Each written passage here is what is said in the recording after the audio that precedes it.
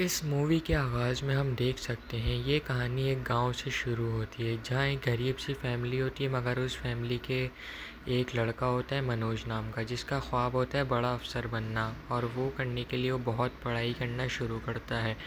इस कहानी में इनके पास इतने पैसे नहीं होते कि उसको पढ़ा सके मगर उसकी ज़िद होती है वो पढ़े।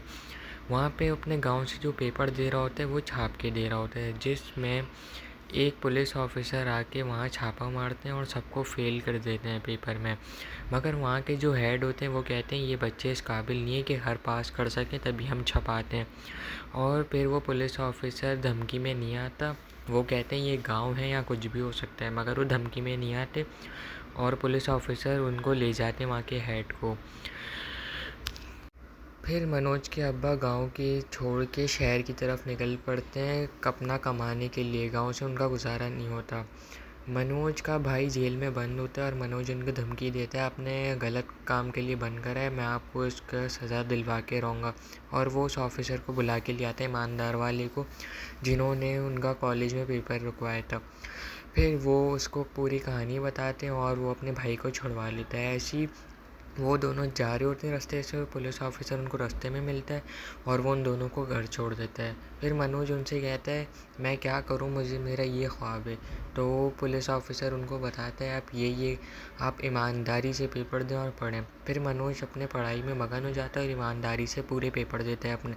भले चीटिंग भी हो रही होती है मगर वो ईमानदारी से पेपर देते हैं। फिर मनोज की दादी उसको कुछ पैसे देती हैं, तू जा शहर में जाके पढ़। फिर वो शहर की तरफ निकल पड़ता है और उसकी दादी वाले पैसे कहीं चोरी हो जाते हैं।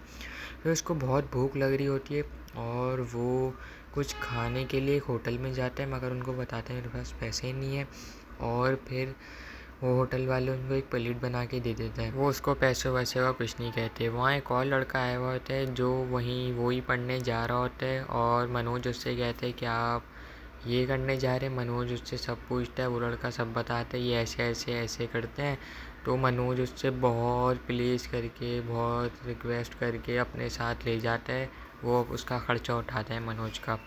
फिर वो दोनों शहर पहुंचते हैं और जो उनको पढ़ाता है गौरी भैया वो पेपर अपने देख रहे होते हैं और वो लुढ़क जाते हैं, वो फेल हो जाते हैं।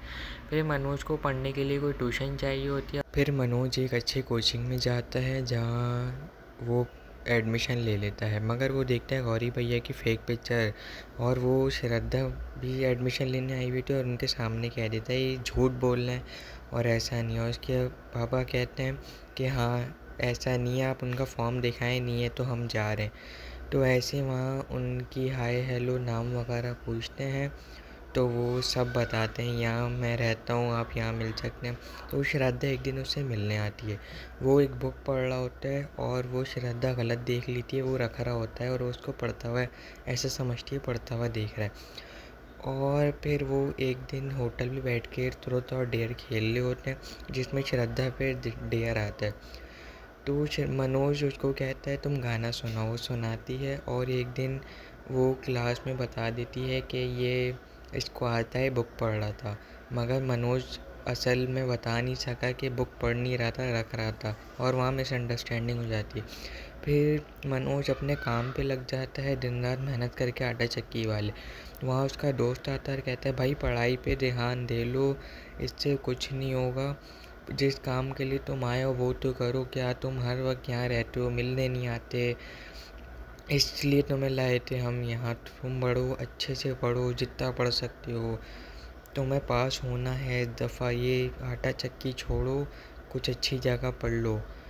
फिर वो उसको बहुत समझाता है और कहता है भाई पढ़ ले यार तू, मनोज ऐसे कैसे होगा, इतनी टफ पढ़ाई है, तुम कैसे कर पाओगे क्लियर। फिर वो समझता है और वो दिखाता है देखो ये मेरी छोटी सी पढ़ने की जगह है और यहाँ मैं थोड़ा सा पढ़ लेता हूँ। जो पहले ज़माने में भी तो लोग पढ़ते थे ना बिना रोशनी के, मेरे पास तो रोशनी भी है, यहाँ मैं आराम से पढ़ सकता हूँ।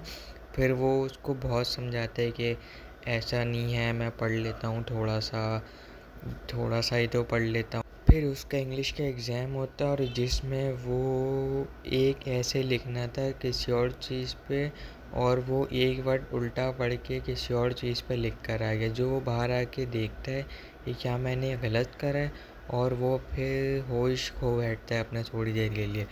फिर वो श्रद्धा आ नहीं रही होती पढ़ने, तो वो उसके घर पहुंच जाता है। बहुत दूर उसका घर होता है, तो वो श्रद्धा के घर पहुंच जाता है, उससे कॉल पे बात करता है, उसको आई लव यू कह देता है।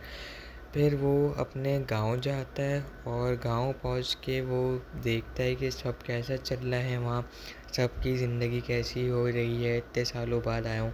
तो वो गांव पहुंचता है और सबको देखता है कि क्या हुआ कैसे हुआ।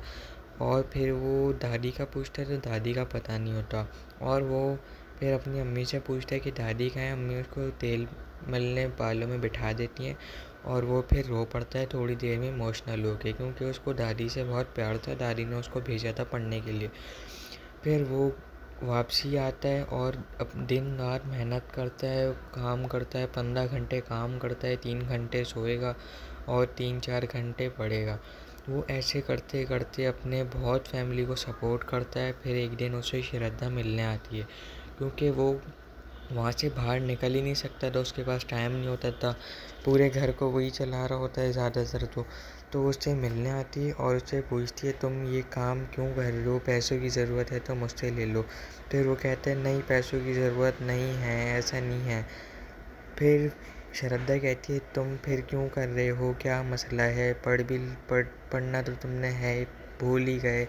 तो उसको बहुत मोटिवेशनल स्पीकिंग करती है। फिर मनोज कहते हैं तुम समझ नहीं सकती ये वो। और फिर वो एक दिन होटल में बैठते हैं, श्रद्धा भी बैठी हुई होती है, तो उसका दोस्त जो है उसको इंसल्ट कर रहा होता है श्रद्धा के नाम पे, ये लड़की की वजह से तुम ज़िंदगी बर्बाद कर दोगे। फिर श्रद्धा उसको कहती है, अगर तुम वाकई मुझसे प्यार करते हो तो मैं तुम्हें आई लव यू कह रही हूँ, जाओ और दुनिया उलट दो, अपनी कामयाबी दिखा दो मुझे अब एक दफ़ा। मैंने तुमने कहा था ना कहना, तो मैं पूरी दुनिया उलट दूँगा, जाओ तुम उलट दो। फिर मनोज दिन रात मेहनत करता है, 17-17 घंटे पढ़ता है। काम उसने छोड़ दिया था क्योंकि उसके गौरी भैया कहते हैं तुम जाओ पढ़ो, बाकी सब मैं खुद देख लूँगा।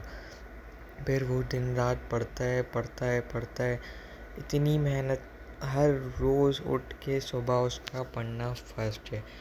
पढ़े भी उसका अलार्म, सोता भी वहीं, पढ़ेगा भी वहीं, खाएगा भी वहीं।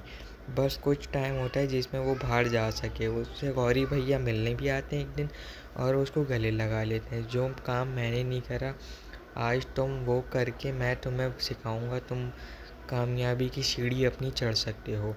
फिर वो अपनी कामयाबी की सीढ़ी के लिए पढ़ना शुरू कर देता है वापसी।